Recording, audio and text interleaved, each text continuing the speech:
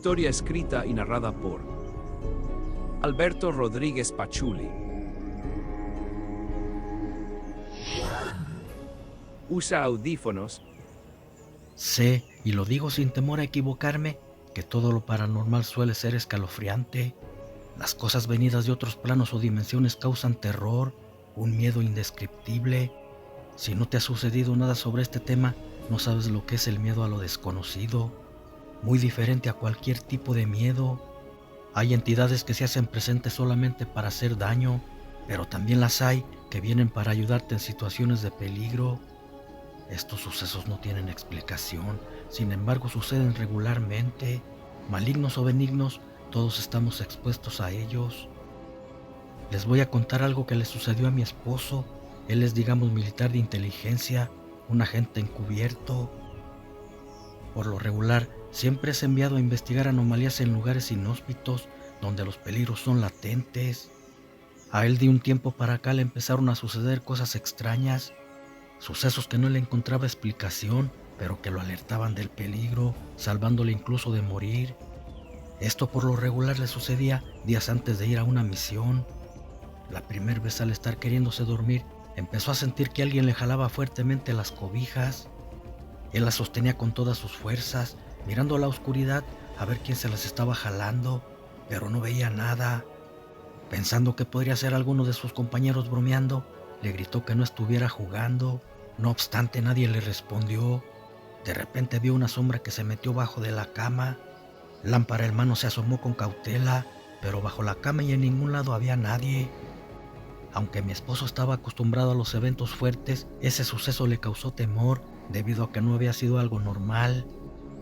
Pero faltaba más, ya que en la siguiente ocasión, igual cuando estaba entre dormido y despierto, sintió que alguien se le subía, algo muy parecido a cuando se te sube el muerto. Trataba de moverse pero no podía, sentía como que alguien le aplastaba el pecho. Escuchaba entre una respiración y susurro diciéndole que no fuera porque era una trampa. Mi esposo no entendía por qué le sucedía eso, ni que quería avisarle esa presencia. Sin embargo, entendía que lo que le estaba sucediendo era venido por algo del más allá. Al día siguiente, debía ir a una comunidad para investigar unas minas clandestinas, lugares que se ubican en medio de las selvas. Siempre enviaban 2 o 3 encubiertos, y esa vez supuestamente los estaban esperando, los recibirían con comida. Cuando estaba a punto de llegar, empezó a escuchar una voz diciéndole que se fuera, era una trampa, si se quedaba lo iban a matar. Sigue tu camino rodeando la comunidad, le dijo aquella presencia. Aunque sintió miedo, esta vez sí le hizo caso a la voz y se fue de largo regresando a su refugio. De sus compañeros que iban por otro lado, ya no supieron nada de ellos. Después enviaron un grupo y desarticularon esa comunidad, pero no encontraron a los otros 2 encubiertos. La tercera ocasión fue enviado con un compañero que era teniente, pero fue raro. Primeramente, no les dieron ni las coordenadas del punto a donde debían llegar. En segundo, no le avisaron a la fuente que les debía dar la información sobre dicha investigación. Cuando llegan al supuesto punto de encuentro, no encuentran a nadie. Ellos siguen caminando y de la nada aparece una persona en moto diciéndoles que es quien les dará la información. El teniente y mi esposo se confían de él sin imaginar que podía ser una trampa. Como pueden, suben a la moto y los llevan al punto donde ya los esperan, hasta con comida y con camas en carpas, pero no había nada de gente. Otra anomalía muy extraña. Cuando estaban cenando llegaron 2 hombres y al terminar los mandaron a dormir, dividiéndolos a cada uno en una carpa. Casualmente solo había una cama en ellas, querían agarrarlos solos para que no pudieran defenderse. Mi esposo y yo ese día estuvimos hablando por teléfono, creo como hasta las 11 de la noche, hasta que me dijo que tenía que dormir porque debía levantarse a las 3 de la mañana y caminaría mucho. Ya después me dijo que como a la 1 de la madrugada alguien le empezó a mover su cama pero muy fuerte. Cuenta mi esposo que se movía sola, despertó quedándose quieto y en silencio. Quiso prender la luz de su teléfono, pero algo le dijo que no lo prendiera y que no hiciera ruido. Empezó a escuchar las voces de la gente que trabajaba en minas ilegales. Eran a los que iban a investigar. Mi esposo se salió por atrás de la carpa y entró a la del compañero, diciéndole que se muevan rápido porque ya estaban llegando esa gente. Agarraron lo que pudieron, entre ellos la mochila donde traían el dron, y se metieron entre unos carrizales, un tipo de arbusto que hace mucho ruido al pasar sobre él. Ellos se quedaron quietos, escondidos entre los carrizales. En eso, un hombre negro se paró justo enfrente de donde estaba mi esposo. No habían podido meterse más adentro. Los carrizales hacían mucho ruido y los delataría.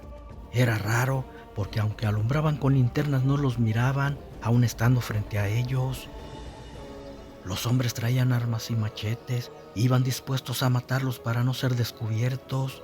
Eran mineros ilegales, colombianos negros, de bandas delictivas, gentes muy peligrosa. Estuvieron así hasta las 3 de la mañana, escondidos rogándole a Dios que no los descubrieran. Eran muchísimos y de vez en cuando alguien gritaba: «Aquí están esos sapos cabrones, los vamos a picar y a matar». Hacían sonar sus machetes en el piso o cortando algún carrizo, pero lo extraño que no los veían, aún estando a un lado de ellos y con linternas. Parecía que algo los protegía. Mi esposo alcanzó a llamarle a su jefa muy bajito para informarle que estaban rodeados y los iban a matar, pero fue algo ilógico porque no los vieron. Parecía como si mi esposo y el teniente estuvieran en dos lugares a la misma vez, ya que de repente alguien gritó: «¡Acá están esos malditos!» Y se fueron todos corriendo, dejándolos ahí. Tuvieron que quedarse casi hasta el amanecer para poder salir de ese lugar. Ellos veían cómo aquellos hombres se iban alejando sin que los vieran. Es algo de no creerse, pero dice mi esposo que al pasar por el campamento donde estaban las carpas, tampoco fueron vistos por los hombres que estaban ahí, que pasaron a simple vista. Con esta van 2 veces, alguien venido del más allá los salva de morir. Él dice que ve algo, como una sombra, le pega como jugando o le jala la cobija, no sabe qué o quién es, cree que es su abuela quien lo cuida, porque en su lecho de muerte solo lo llamaba a él. También piensa que fueron almas de personas que murieron a manos de esos hombres en las minas clandestinas. Vayan ustedes a saber cuántas gentes han sido enterradas ahí clandestinamente y que por haber muerto por violencia, sus almas andan penando pidiendo justicia. ¿Alguna vez has vivido una situación extrema donde estuviste a punto de perder la vida, pero que sin embargo algo que no tiene lógica ni explicación te ayudó a sobrevivir?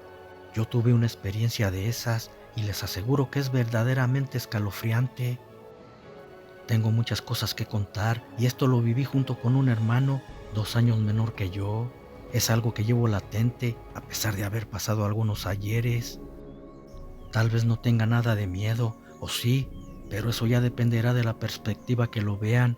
Yo, aunque en esos momentos tenía poca conciencia, creo y puedo asegurar haber visto la presencia de un niño fantasmal.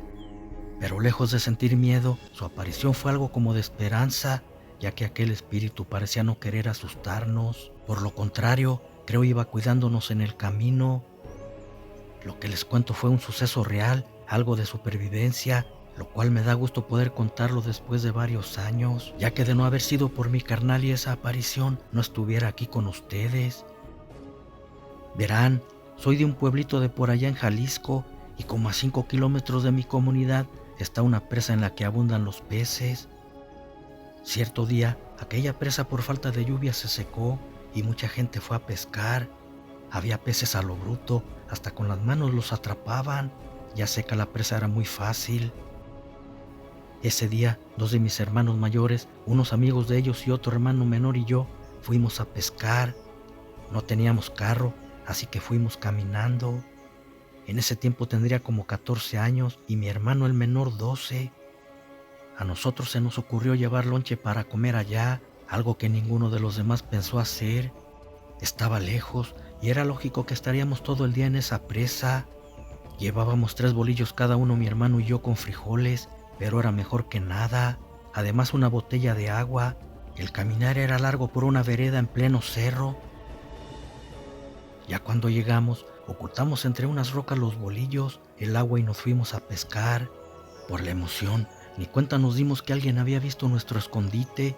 Ya por la tarde, después de haber pescado por un buen rato, mi hermano el más chico y yo decidimos ir a comer. Traíamos mucha hambre.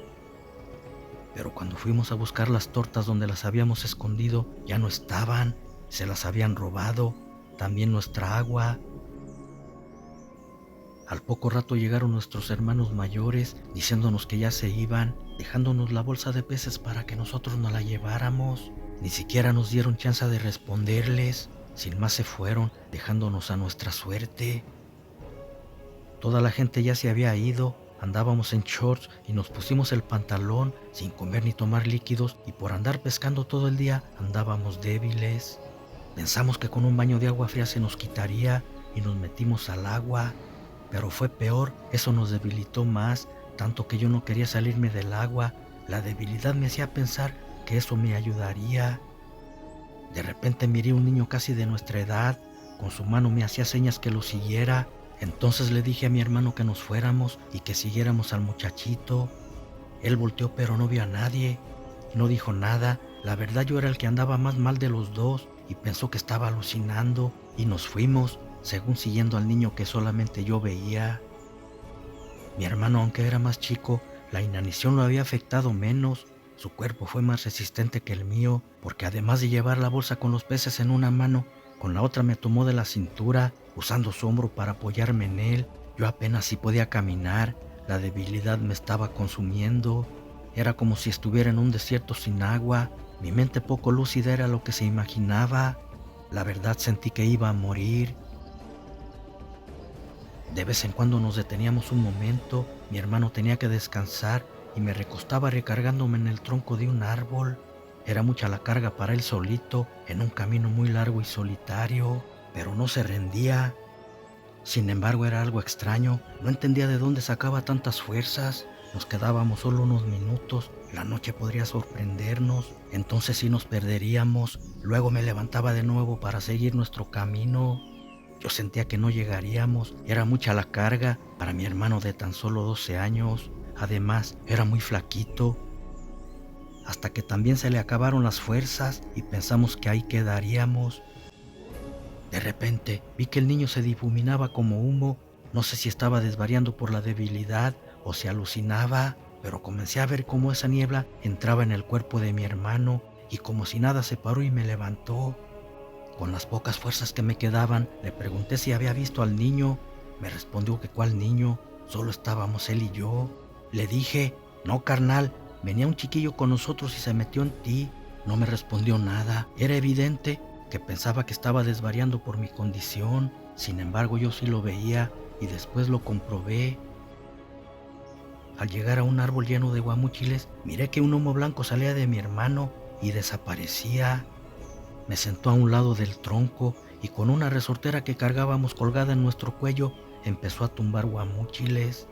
Me los daba diciéndome que comiera para que recuperara mis fuerzas. Yo le decía que también él comiera, pero no quería. Hasta que vio que ya me sentía mejor, empezó a comer él. Después de haber comido muchos guamúchiles, me empecé a sentir mejor y nos fuimos porque ya casi oscurecía. Ahora yo iba cargando la bolsa. Los guamúchiles habían repuesto nuestras energías. De no haber sido por eso y por mi amigo imaginario, hubiésemos quedado a medio camino. Cuando llegamos a casa, le contamos todo a nuestros padres y le dieron tremenda regañada a mis hermanos por habernos dejado solos. Ellos se disculparon arrepentidos, no pensaron que fuera a sucedernos eso. Como les dije antes, no sé si aluciné al niño, pero fue raro que mi hermano aguantara tanto sin comer ni tomar agua. Además, todo el camino nos fue guiando y cuando mi carnal estuvo a punto de desfallecer, se le metió el espíritu para llevarnos hasta ese árbol lleno de fruta. Gracias a eso la libramos y lo pude contar. A veces le pregunto que si se acuerda del fantasma que entró en su cuerpo y dibuja una sonrisa. Yo sí lo recuerdo cada día. Desde entonces ni Superman, el Hombre Araña, Batman, ninguno de ellos es tan superhéroe como lo fue mi hermano conmigo. Caminó cargándome casi 3 kilómetros entre el monte, muy débil también, y nunca se rindió, a pesar de ser más chico que yo.